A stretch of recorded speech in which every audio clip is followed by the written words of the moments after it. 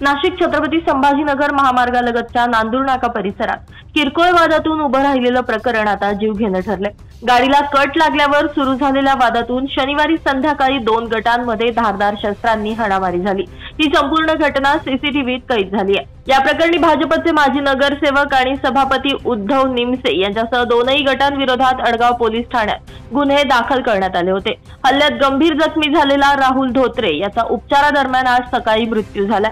राहुलच्या मृत्यूमुळे या प्रकरणामध्ये आता 307 ऐवजी 302 कलमानुसार खुनाचा गुन्हा दाखल होणार आहे। दरम्यान निमसे यांनी राजकीय द्वेषातून त्यांच्यावर आरोप लावले जात असल्याचं सांगत स्वतःवरील सर्व आरोप फेटाळले।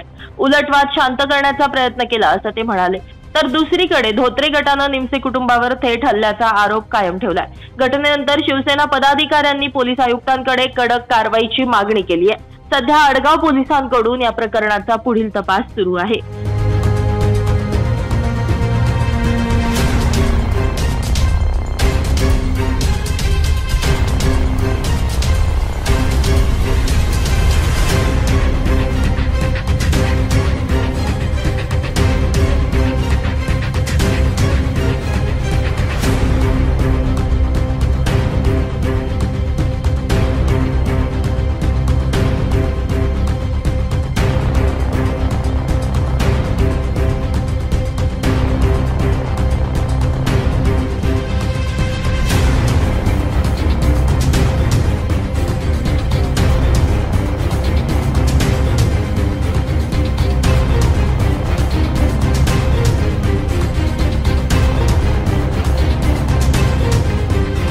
ब्युरो रिपोर्ट, नाशिक माझा न्यूज, नाशिक।